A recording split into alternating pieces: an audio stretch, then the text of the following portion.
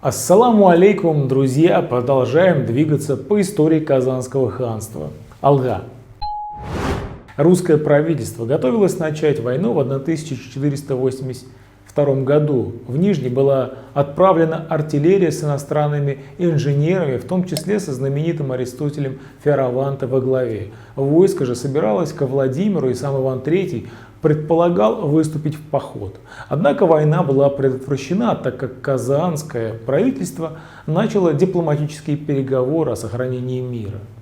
Русские летописи совершенно не освещают казанских событий, происходивших между 1482 и 1487 годами, но этот пробел восполняется разрядными книгами. В этот период русское правительство постоянно вмешивалось во внутренние дела Казанского ханства и из экономических соображений оказывало военную помощь то одной, то другой партии.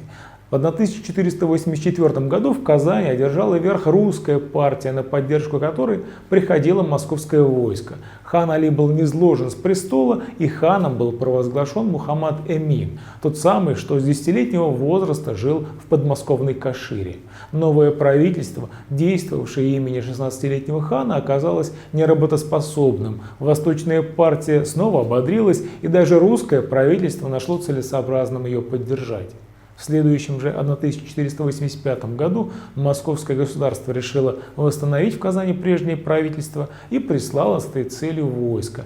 Мухаммад Эмин должен был покинуть Казан, и престол был вновь занят ханом Али.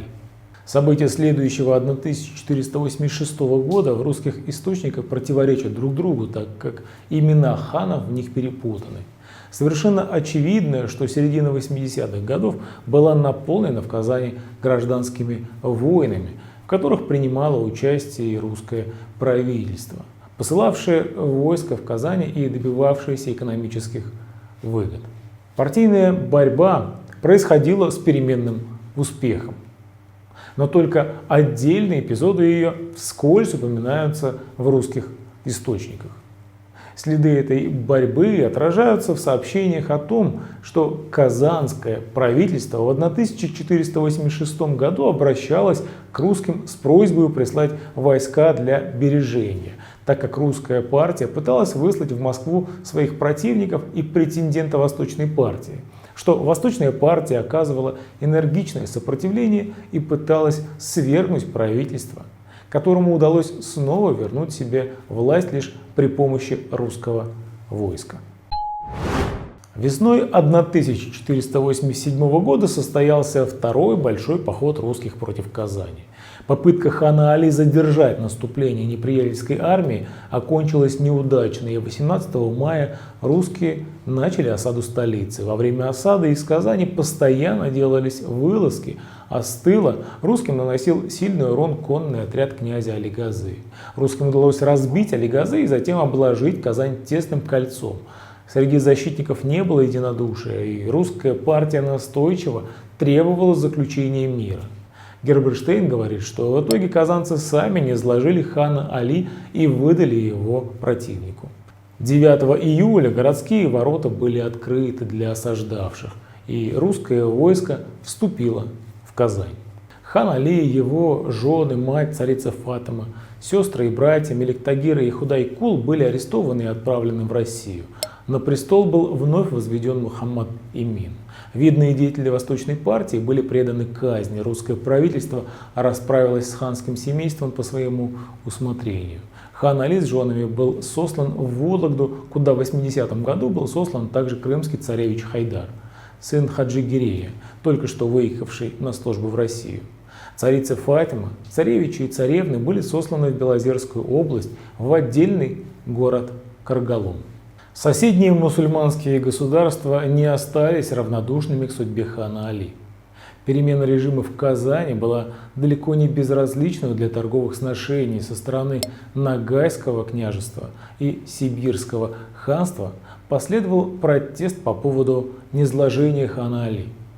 Сибирский хан Ибак писал московскому государю: «Ты мне брат, я государь мусульманский, а ты христианский. Хочешь ли быть в любви со мною? Отпусти моего брата хана Али. Какая тебе польза держать его в неволе? Вспомни, что ты, заключая с ним договоры, обещал ему доброжелательство и приязнь. Ногайское правительство присоединило к своему протесту экономическое требование, имевшее в виду облегчение торговых сношений, право свободного въезда в Россию ногайских купцов и право беспошлинного ввоза товаров. Русское правительство отказалось освободить хана Али и изъявило согласие на установление торговых сношений лишь при том условии, если сибирское правительство казнит казанских иммигрантов, сторонников хана Али, которые готовили нападение на Казанское ханство. Свое требование русское правительство подкрепило арестом одного из ногайских послов. Ханское семейство навсегда осталось в плену. Хан Али скончался в Вологде, и только одна из его жен после его смерти была освобождена из-под ареста, и согласно обычаю на ней женился Мухаммад Эмин. Царица Фатима и царевич Мелик Тагир умерли в Каргаломе.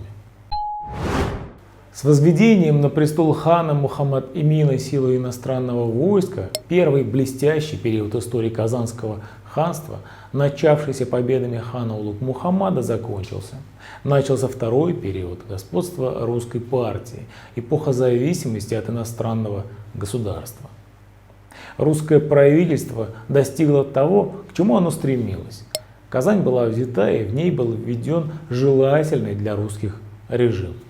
Карамзин говорит: Иоанн велел петь молебны, звонить в колокола и с умилением благодарил небо, что оно предало ему в руки Маматякова царства, где отец его, Василий Темный, лил слезы в неволе.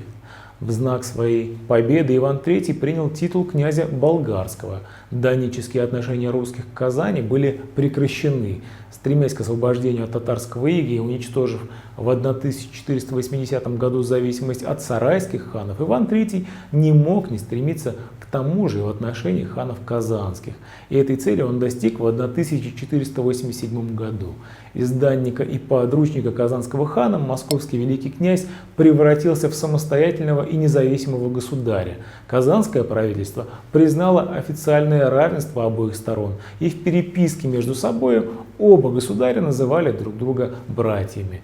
Хан обращался к нему: великому князю Ивану Васильевичу всея Руси, брату моему Магомед Аминь, челом бьют. Великий князь отвечал: Бегмет Аминю, царю брату моему, князь великий Иван, челом бьет. Русские историки преувеличивают влияние Ивана III на Мухаммада Эмина и передают не юридическое соотношение обоих государей, а скорее фактическое положение дел, когда решаются называть Мухаммад Эмина подручным великого князя. Соловьев говорит: подручнические отношения Мегмет Аминя к московскому великому князю не выражаются нисколько в формах их грамот. Но несмотря на равенство в формах, письма Иоаннова к Мегмет Аминю заключают в себе приказания. Он при этом ссылается на представление русского правительства, обращенное к хану. «Ты бы в Казани, во всей земле своей заповедал всем своим людям, чтобы…» и так далее. Эту форму мы никак не можем признать за приказание, скорее она является выражением пожелания. Не имея возможности издавать в пределах Казанского ханства своих собственных распоряжений, иностранное правительство высказывает свое пожелание о том, чтобы хан издал соответствующее распоряжение. Еще более неточны представления Соловьева о финансовых взаимоотношениях обоих правительств. Он говорит: на казанские волости наложена была известная подать, шедшая в московскую казну и собираемая московскими чиновниками. Так Магомед Аминь жаловался великому князю, что какой-то Федор Киселев притесняет цивильских жителей и берет лишние пошлины. В действительности же в дипломатической переписке речь шла не о какой-либо подати в московскую казну с казанских властей, а о таможенных пошлинах, которые русскими пограничными чиновниками взимались с казанцев в Нижнем и в Муроме с излишком против установленного тарифа. И это обстоятельство заставляло как цивильских жителей, так и прочих казанских людей ездить с товарами через Мордовскую и Черемисскую земли, минуя русские города и избывая излишки пошлины, из-за чего возникала та самая переписка. Формально равные между собой государи, совершенно независимые один от другого, регулировали свои отношения договорами, которые скреплялись присягой. Эта присяга также явилась поводом к искажению исторических фактов русскими авторами. При скреплении договора казанское правительство приносило присягу, но не на верность великому князю русскому, а своему договору. Это подтверждается тем, что и русский государь, в свою очередь, давал крестное целование при заключении договоров между обоими государствами. Таковы были формальные отношения между Казанским ханством и русским правительством, но фактически степень русского влияния на дела соседнего государства в значительной степени колебалась по временам, достигая действительно большой высоты и в значительной мере оправдывая аттестацию некоторых ханов, как подручных великого князя. Почти весь второй период истории Казанского ханства является эпохой засилия со стороны русских, и у власти стояла русская партия. Договоры, регулировавшие отношения Москвы и Казани, в этот период обычно заключали в себе три условия. Казанское правительство обязывалось: первое, не воевать против России; второе, не выбирать себе нового хана без согласия великого князя; и третье, охранять интересы русских людей, находящихся в ханстве.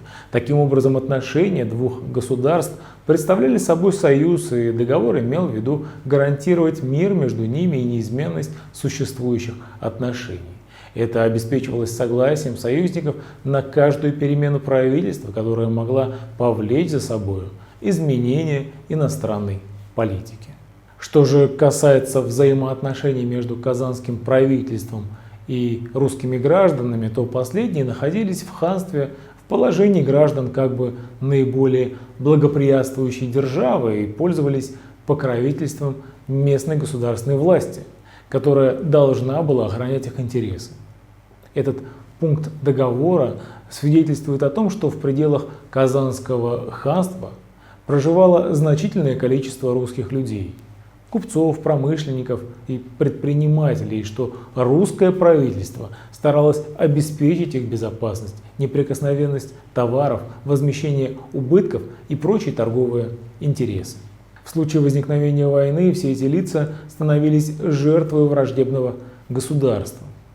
Люди обращались в невольников.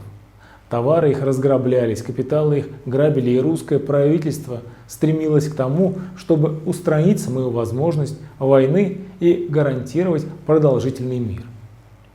Это преобладание торговых интересов сильно звучит в договорах, и дипломатические переговоры данной эпохи были увенчаны, наконец, заключением вечного мира между обоими государствами в 1512 году. Если с политической стороны положение фактически мало изменилось при перемене в Казани правительства, то по существу все дело сводилось к борьбе за рынки, и стремление русского правительства обеспечить интересы промышленности и торговли совершенно ясно подчеркивает экономический характер соперничества между обоими государствами. Все вмешательство русского правительства в дела Казанского ханства обуславливалось стремлением овладеть Поволжьем как рынком.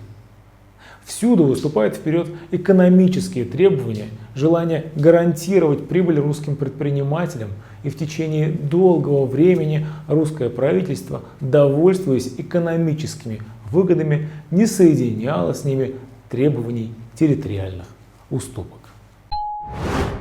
Друзья, ждем ваших комментариев под видео, ставьте лайки и подписывайтесь на наш канал. Ассаламу алейкум, сау булгас и всем мира. Пока.